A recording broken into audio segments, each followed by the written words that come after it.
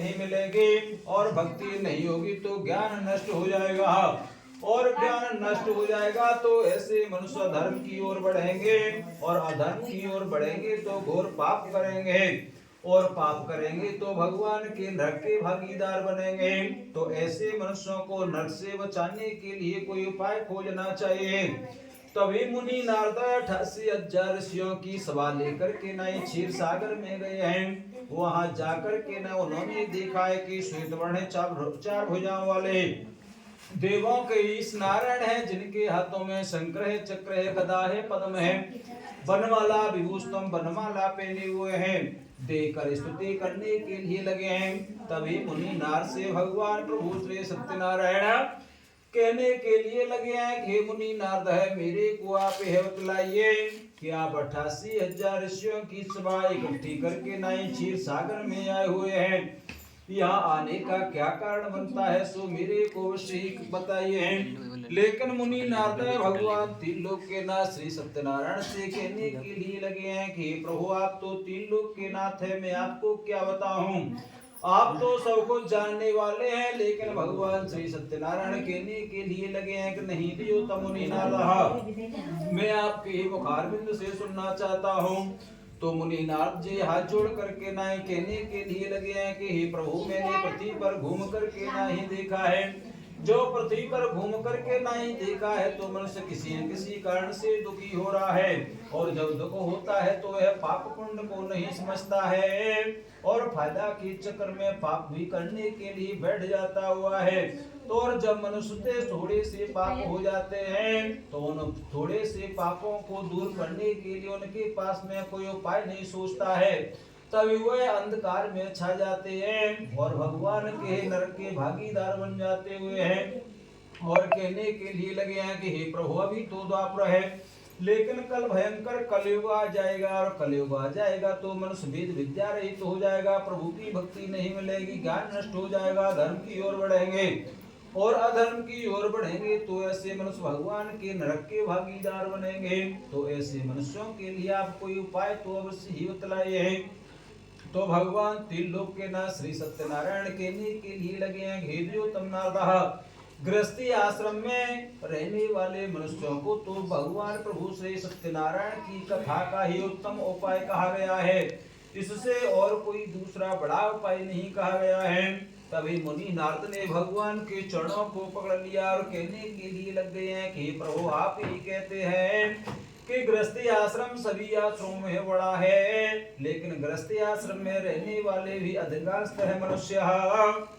भगवान के नरक के भागीदार होते चले जा रहे हैं, प्रभु इनके बारे में भी मेरे को अवश्य ही बतलाए। तभी भगवान श्री सत्यनारायण कहने के लिए लगे हैं, घेदियो तमः नारद, गृहस्थी आश्रम तो सभी आश्रमों में बड़ा है और बड़ा ही रहेगा, लेकिन मनुष्य अपने धर्म पर आरूढ़ नहीं रहता है, उसको ज्ञान और भक्ति का विवेक नहीं रखता है, इसलिए भगवान के नरक का भागीदार हो जाता है। और गृहस्थी आश्रम में रह करके ना ही मनुष्य थोड़ा भी भगवान प्रभु तीन लोक के नाथ का स्मरण करे तो यह कदापि भी भगवान के नरक को नहीं जा सकता है।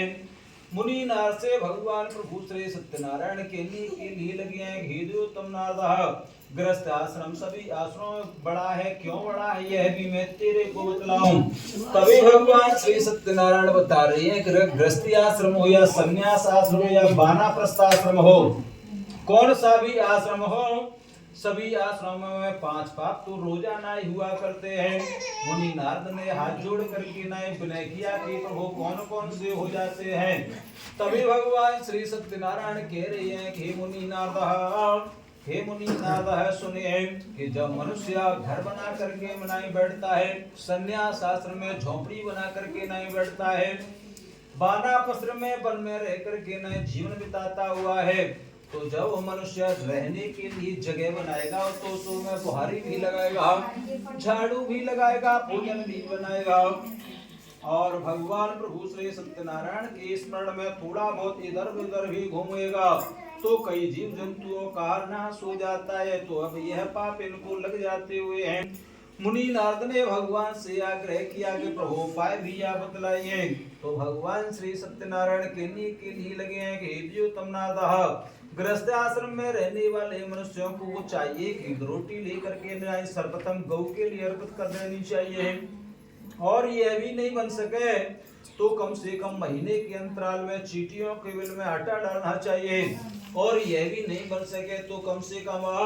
14 और अमावस्या के दिन पीपल वृक्ष पर जल चढ़ा कर के नए भोग प्रसाद अर्पण करना चाहिए। भगवान प्रभु श्री सत्यनारायण भगवान मुनि नारद को इस प्रकार समझा रहे हैं, और तभी मुनि नारद से भगवान प्रभु श्री सत्यनारायण कहने के लिए लगे हैं, हेरियो तम नारद,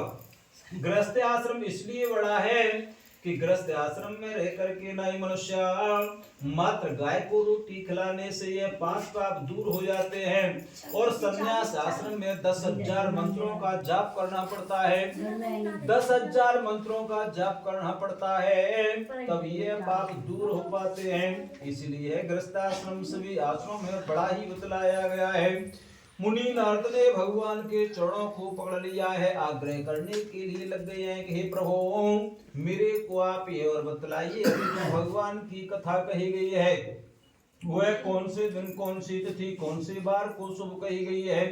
और भगवान के प्रसाद में क्या भोग और प्रसाद ही लगवा देनी चाहिए। तभी भगवान श्री सत्यनारायण कहने के लिए लगे हैं, हे तुम नारद, भगवान की कथा के लिए तो सभी तिथि और बार श्रेष्ठ बतलाए गए हैं, लेकिन मन में श्रद्धा और भाव होना चाहिए। अगर भाव और श्रद्धा नहीं है तो कोई तिथि और बार का कोई महत्व ही नहीं कहा गया है। भगवान श्री सत्यनारायण कहने के लिए लगे हैं कि हे तम नारद, भगवान के प्रसाद में जैसे केले की फली है, शक्कर है, घी है, दूध है, पनीर है, चरणामृत है, पंचफल पंचपान नैवेद्य के साथ में भगवान का भोग लगाना चाहिए, रात्रि में जागरण का आचरण करना चाहिए। इस प्रकार विधि के साथ व्रत करने से निश्चय करके ना ही मनुष्य की इच्छा अवश्य करके ना ही पूरी हो जाती हुई है, और विशेष करके कलयुग में तो मनुष्य लोग के लिए यही एक छोटा सा उपाय है, भगवान प्रभु श्री सत्यनारायण की कथा का ही बतलाया गया है। तो बोलिए भगवान प्रभु श्री सत्यनारायण का प्रथम अध्याय श्री हरे नमः। प्रथम अध्याय अर्पणमस्तु। बोलो श्री सत्यनारायण भगवान की जय। बोलो